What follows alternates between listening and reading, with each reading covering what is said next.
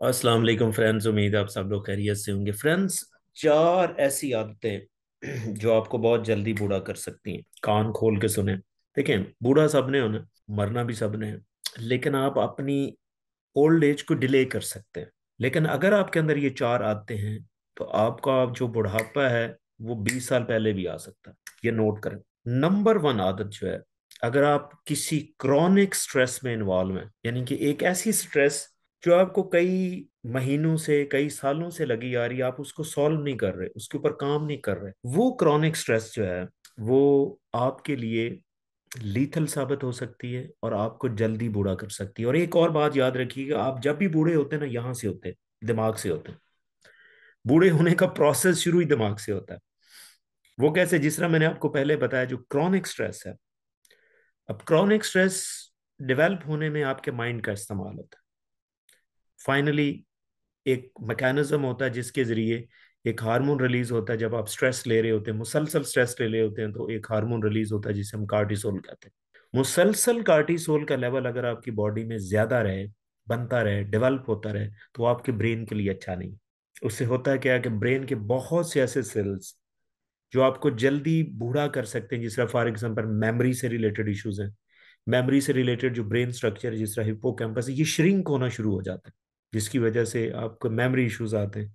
इसके अलावा आपका इम्यून सिस्टम क्रॉनिक स्ट्रेस की वजह से वीक होता है, जिसकी वजह से आपको इन्फेक्शन ज्यादा होते हैं, डिजीजेस ज्यादा होती हैं, और आप जल्दी बूढ़े हो सकते हैं। ठीक है। तो नंबर वन, आप अपनी स्ट्रेस, जब भी आप कोई फील करें, कोई आपकी जिंदगी में स्ट्रेसर है, सबसे पहले उस स्ट्रेस को मैनेज करें। Manage the stress, otherwise stress will kill you. ये चीज याद रखिएगा।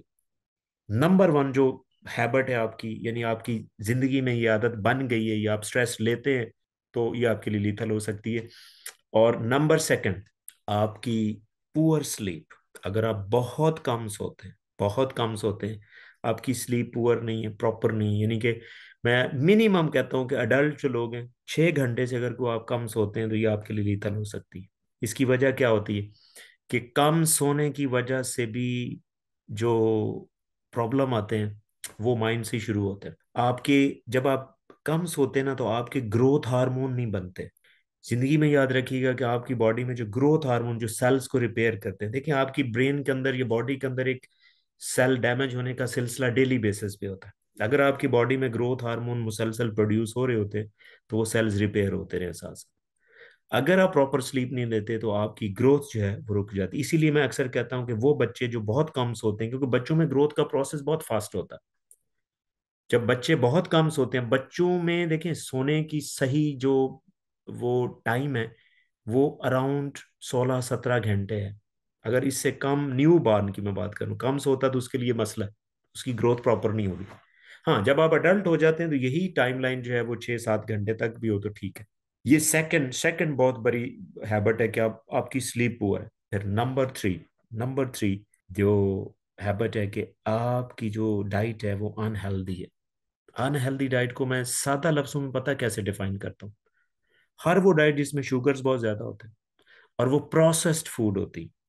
यानी प्रोसेस्ड फूड हमेशा ही उसमें या ज्यादा शुगर डाली जाती है या ज्यादा साल्ट डाला जाता है, जिसकी वजह से वो प्रिजर्व रहते हैं। तो जितनी भी प्रोसेस्ड फूड्स हैं या हाई शुगरी फूड्स हैं, वो आपके अंदर ऑक्सीडेटिव स्ट्रेस क्रिएट करते हैं, जिसकी वजह से आपका जो ब्रेन है वो बर्डनाइज होता है। जब ब्रेन बर्डनाइज होता है, स्पेशली ब्रेन के वो एरियाज जो जिनका तल्लक कॉग्निशन से है, डिसीजन मेकिंग से है, वो आपकी पुअर हो जाती। आप सही फैसले नहीं कर सकते।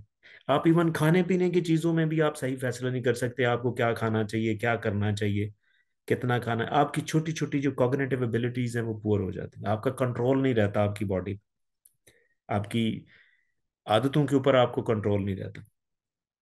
तो नंबर फोर आपको बताता चलूं कि लैक ऑफ फिजिकल एक्टिविटी। वो लोग जिनकी फिजिकल एक्टिविटी बहुत कम है, they are more prone to be older earlier.